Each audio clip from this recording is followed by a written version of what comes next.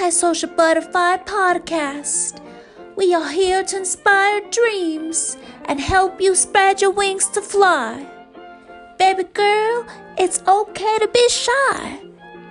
But now it's time to kiss fear goodbye. Hey everyone, thank you for tuning in to today's episode. I am so thrilled for my guest today. I've been wanting to have her on for quite some time. She is a professional makeup artist here in Las Vegas, specializing in bridal luxury. Please help me welcome my guest today, Rosa Armas.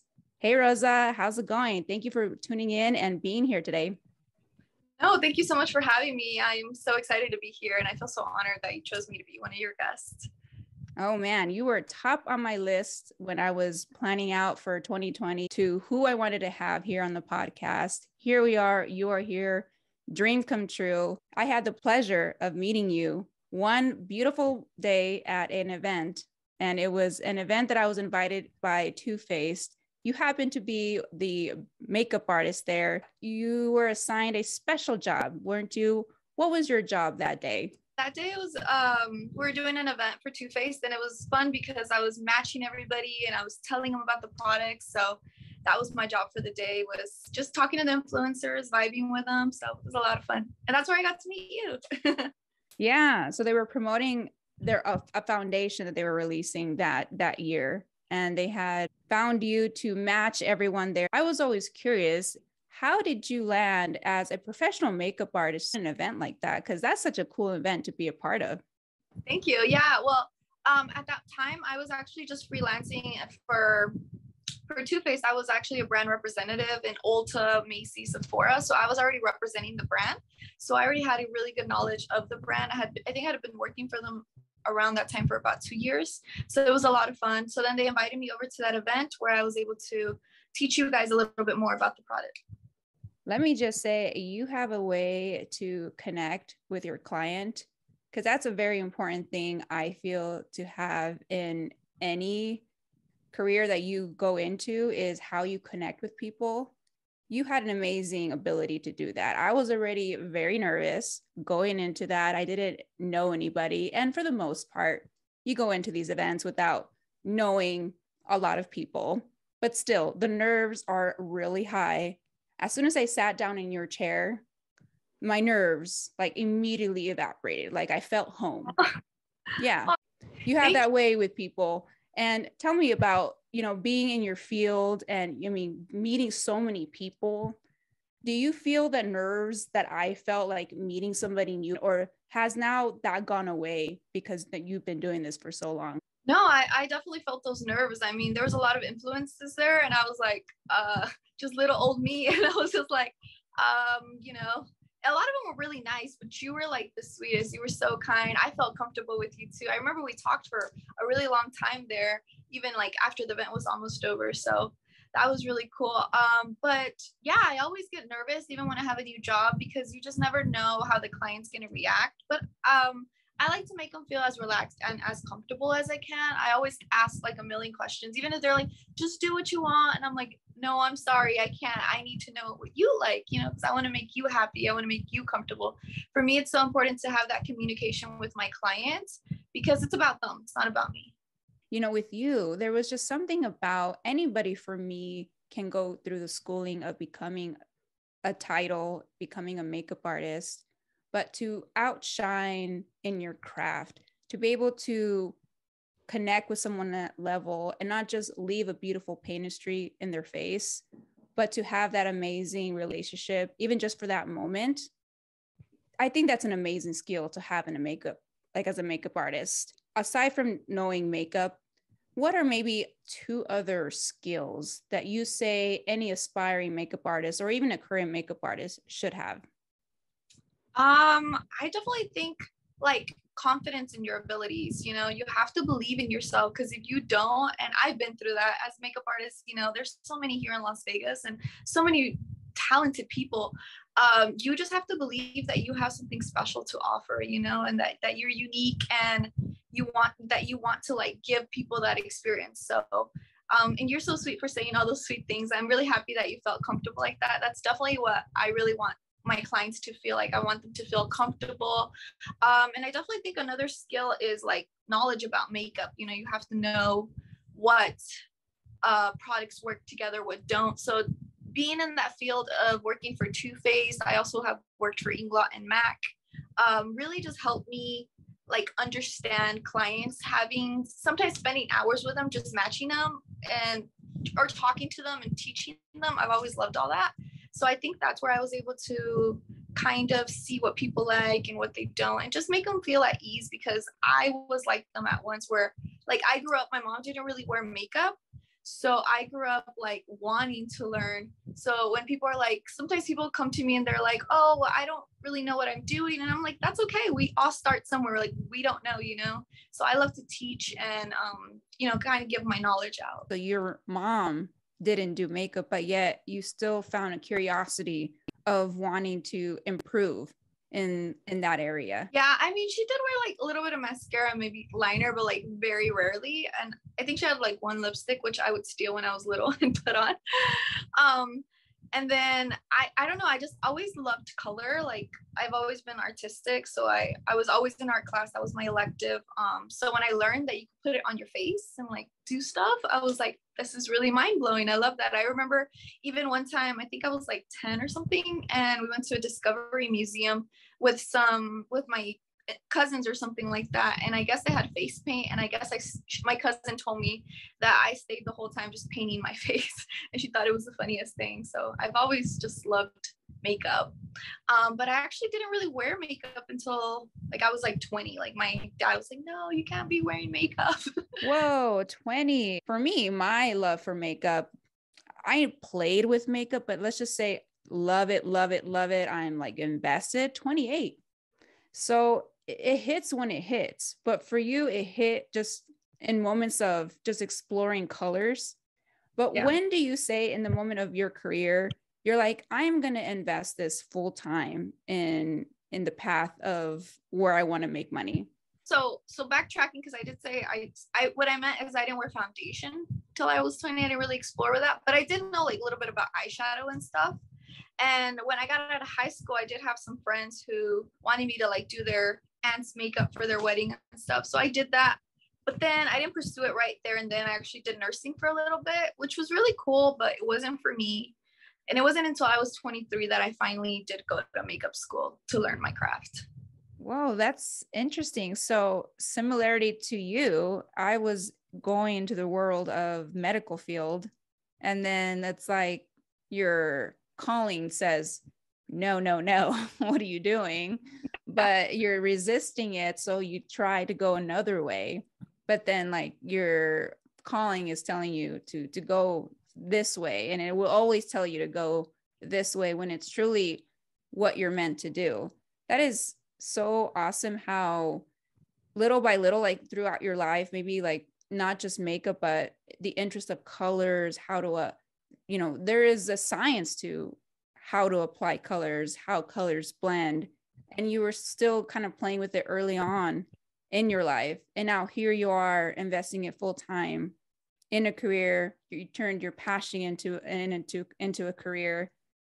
And before you became a professional makeup artist, did you ever get like your makeup done, or would you ever get your makeup done by a makeup artist? Yeah, so previously, before I became a makeup artist, I got my makeup done, I think when I was 18, at Mac.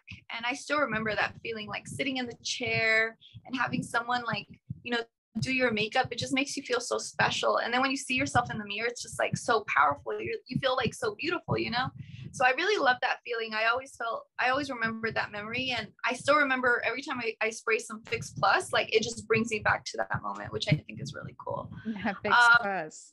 Yeah. I love that one. That's like one of the top MAC products, I think. Yeah, no, I still use it. I love it. It's a great product. And then the second time was for my wedding. And my sister-in-law actually worked for an agency, and she's like, oh yeah, like they'll do your makeup. But my mistake was not doing a trial. So there's a bride out there, make sure you do a trial, because I wish I would have. They did a really great job, I just wish I would have had more. Like I like a little bit more, a little bit more drama. Just a little bit. You know, I'm always curious in the world of makeup artistry because we all landed the love of makeup in a different way. I was a tomboy in high school, didn't touch any makeup at all.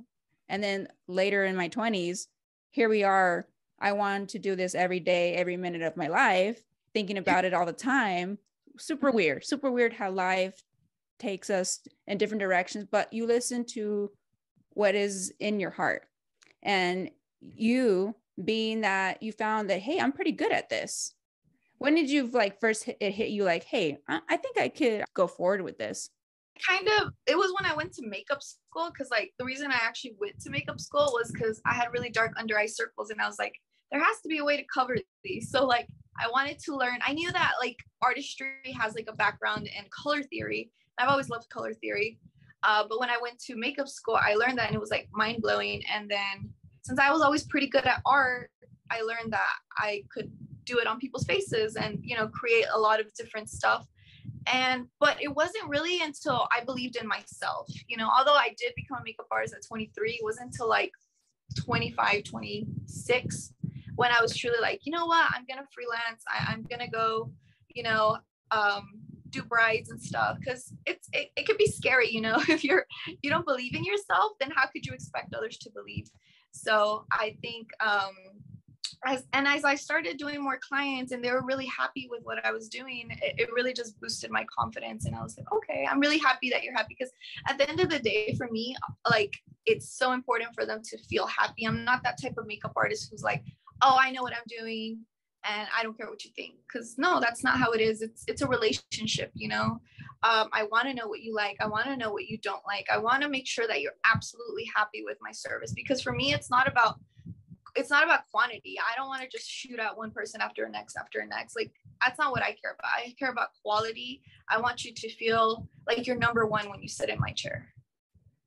And you know how I know that's true? Because on your bio on your Instagram, you give your brides the opportunity to, before they actually go through with making an appointment with you, let's connect for 30 minutes. A discovery call. You call it your discovery call. Let's get to know you. Yeah, exactly. Yeah. So in this discovery call, you know, it's important for me to know what you like, but you have to also understand every makeup artist has their own style, you know, and every person wants different things. You know, I am more of a natural, like, soft glam makeup artist. Like, I like really pretty glowy skin, but like a pop of an eye still, like pop of glitter. So it's important for me to make sure that I'm a good fit for you, you know.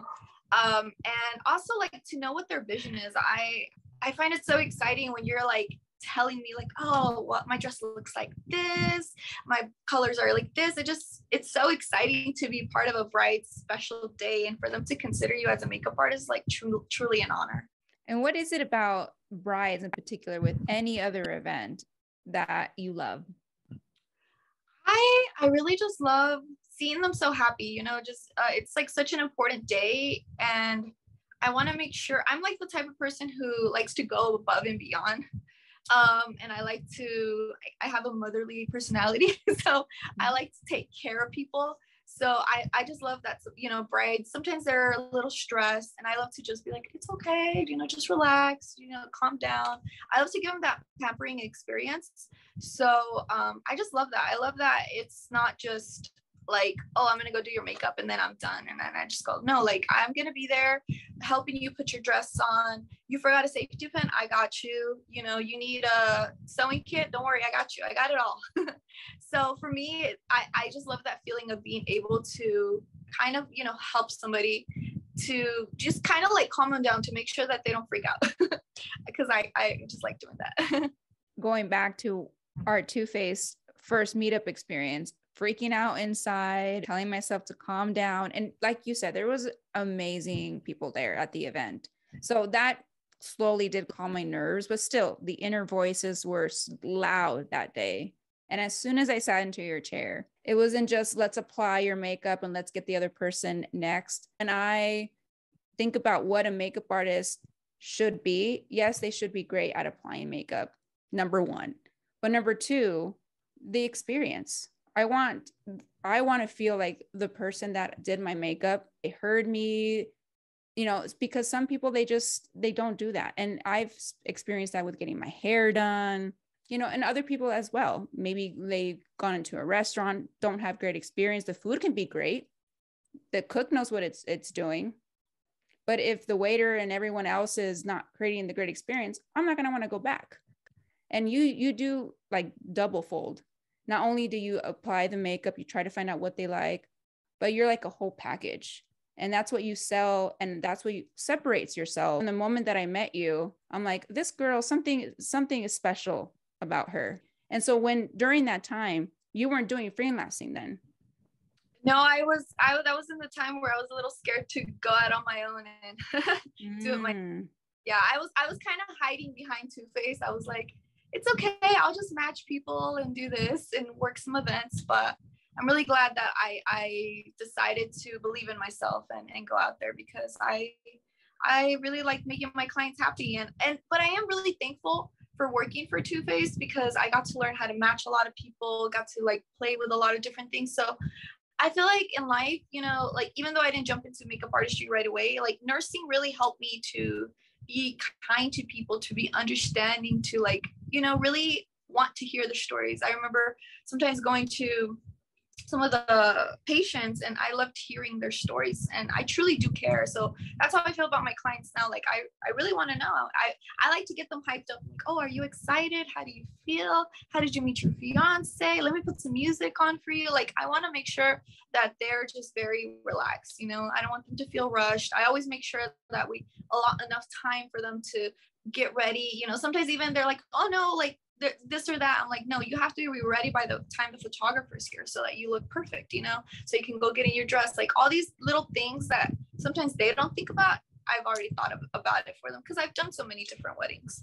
Those things that you have been saying, like, that's so sweet. Like, you're touching my heart. Like, I didn't know that you felt that way about me. Like, I felt that way about you. I came home and told my husband, I was like, I met like the sweetest person ever. Like, and she's really big on Instagram, but she was so nice to me. Like, I can't believe how nice she was. And I really had a great time talking to you. And I remember we even messaged a little bit on Instagram, and we would even keep in touch. So I really like that even though you have such a big following, even though you're so talented, and with your podcast, like, you still wanted to talk to little old me.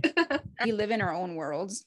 And here I am thinking in that event, every person's scenario of what they're thinking of me, like every little one. And that's like too much. So when your voice came into play and like almost shut that out, and I met someone that was really just hearing me, you weren't just doing your job, which is a thing that you had to do because you were hired to do it. But again, your slogan is going above and beyond. You were doing that, right? Like, you left an impression to me. You said you went home and told your husband, I did the same darn thing. I'm like, babe, you can't believe what happened. The highlight for me was that, because you didn't have to do that. You weren't told to, hey, ask about this person, make a connection, make them feel good, no, your job was to match people, and that's it. And of course, like, really meaning it, and you mean it. You have such a gift of not just only with your hands, but with people.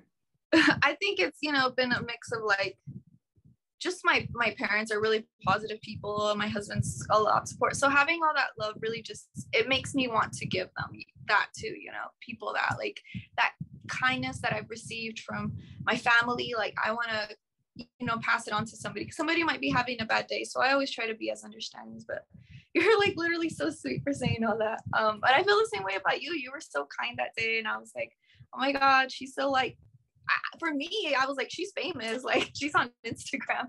She's got a big following, but you were just so kind. And yeah, I love your personality. I love how, even though like we were talking about earlier, like, things can look a little scary, but like, you go out there and you're over here doing your podcast, and all your content is beautiful. And honestly, you inspired me. Like, you're saying all these things about me, but like, you inspired me. I was just like, wow, she's, if she could do it, maybe I can go out and do something too, because even I remember you were a little quiet too, and we were both kind of a little quiet, but we were able to talk to each other. And, yeah. and your podcast, I mean, it's called Antisocial Butterfly, and that's how I feel sometimes. I can kind of like on my own, I kind of can be a little antisocial, but when it comes to work, I do know how to bring it up. But yeah, our passions, getting into what we love, helps us be a little like, we can be ourselves, and then we can conversate and just show up.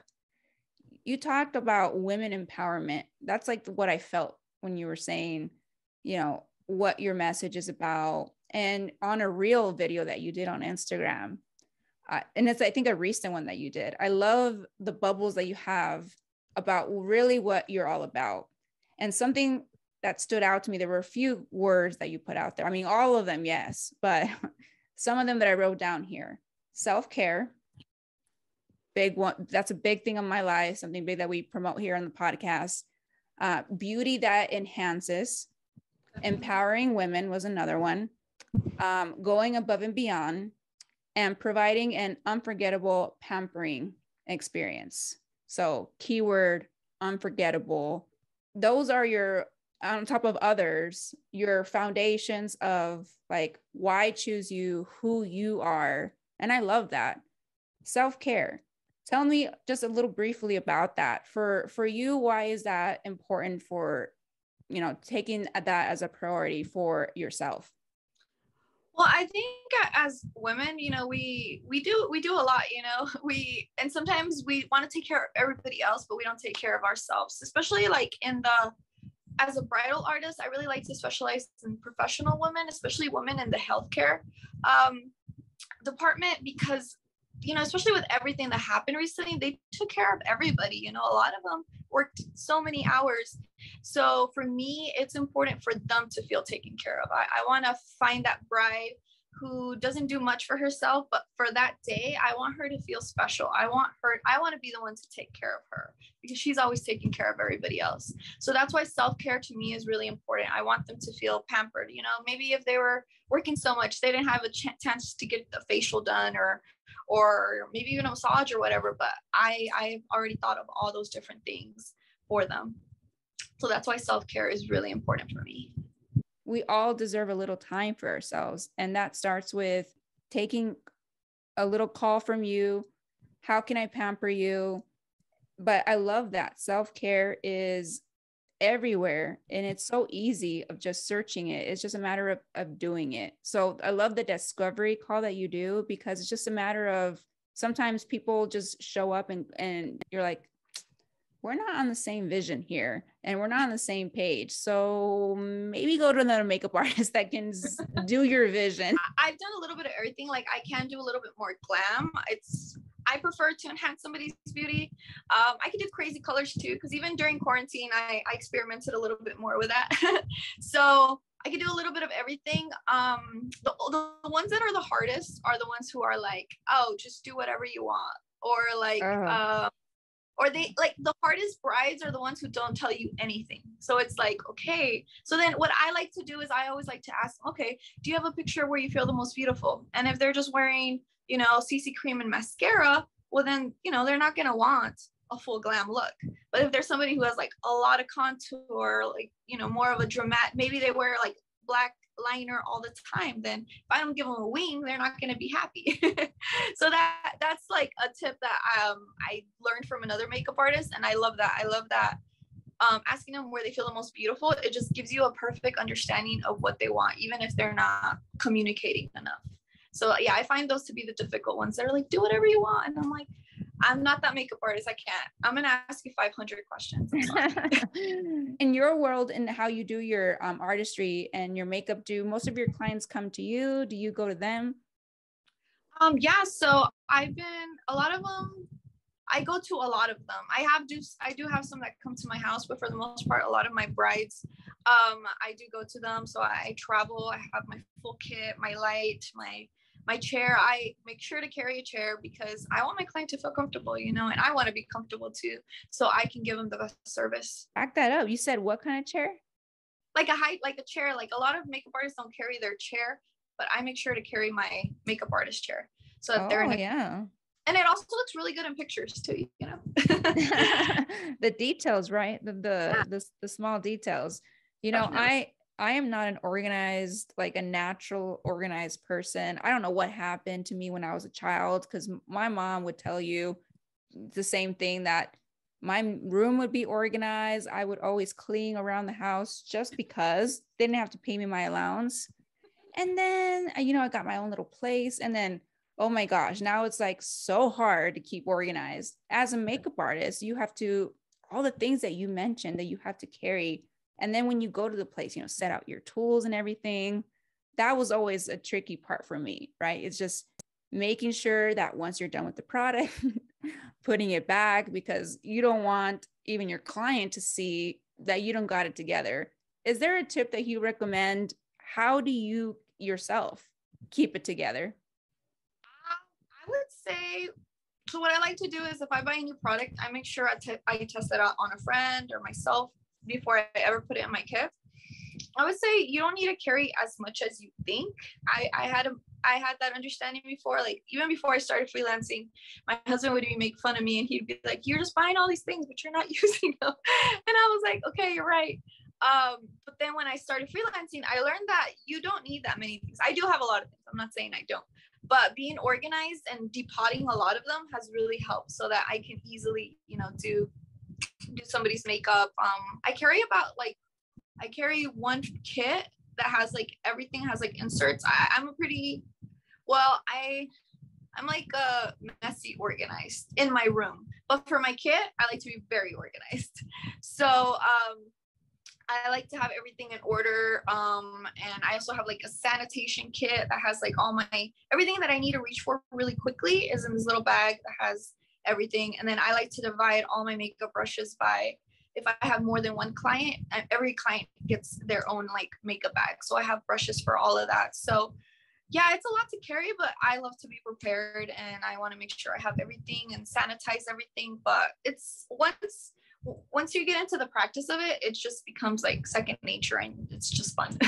It's part of the process. How many years has that been now, your full-time gig? So now it's been about 5 years, like Wow. actually. But before that, I would have like one bride here and there, but like actually like doing it like as my full-time job, but definitely 5 years. Wow, that is awesome. So a lot of experience, of course, a lot of, hey, try this didn't work. But I'm sure with 5 years, you have developed a good process that now you feel, I can even write a book, of how to be a successful makeup artist and organized, successful makeup artist. And you got that. The importance of being organized, and that you mentioned you have bags for every client for their brushes. So a lot of planning beforehand. Definitely. I think as a makeup artist, it doesn't stop when we finish hair and makeup. Like there's other things that go into it, like sending out the contracts and cleaning our makeup brushes, which is so much fun. I'm just kidding. The best part. The best part. And even like, making sure that night before I have everything, because for me, it's important to make sure that everything's organized. But honestly, now I'm still learning. I love learning from other makeup artists. I still take a lot of classes. So no, I don't know everything. I like watching, I love that as an artist, we can keep learning. We're never going to be like, oh, I know everything, because nobody knows everything. We all want to stay, down here and make sure that we don't think so highly of ourselves. And it's important to learn from others. And I recently took another class, and I just love learning new techniques to really give my clients the best quality, because I do carry like really good high quality products, and I have a lot of product knowledge. So I like to also, even if you do book me, you will know I will give you a little bit of a product knowledge course. I'd be like, oh, you should try this. If you ask me, if not, I won't. But I like to share my knowledge of products as well. And yeah, I try to carry the best products that I can, because I want your makeup to last all day, to be beautiful. And as a bridal makeup artist, it's so important to layer things. Like you want to make sure you're layering a cream blush, a bronzer, because when you take these pictures, or when you have your pictures, you want all of that to still show, but still feel like yourself. Not only will you leave with a beautiful makeup, you're going to learn something and from your makeup session that you have with you. Yeah, you can ask me any questions you want. I'll help you out. If somebody is so intrigued after hearing this, watching this, to get to learn more about you, follow you, book a session with you, where can they find you? Yeah, so you can find me on Instagram. You can look for the name PrimeRoseGlam, and you can book a call with me so we can discover and see if I'm a good makeup artist for you. And we could also see what your vision is, because I'd love to bring it to life and I'd love to get to know you. Yes, and you guys will not be disappointed. Just do that discovery call and discover the beautiful magic that I did when I first met her. Rosa, thank you so much for your time here. You've been amazing. Thank you for being on Antisocial Butterfly Podcast. We welcome you again, and thank you for being here. Thank you so much. It's been an honor for me. And like I said, I love you, and it's been great. So thank you so much. I feel so honored that you wanted me on here. Guys, make sure you follow my friend Rosa and support her and book a session with her, because you will not be disappointed. We will catch you guys on the next episode. Bye, everyone. Bye.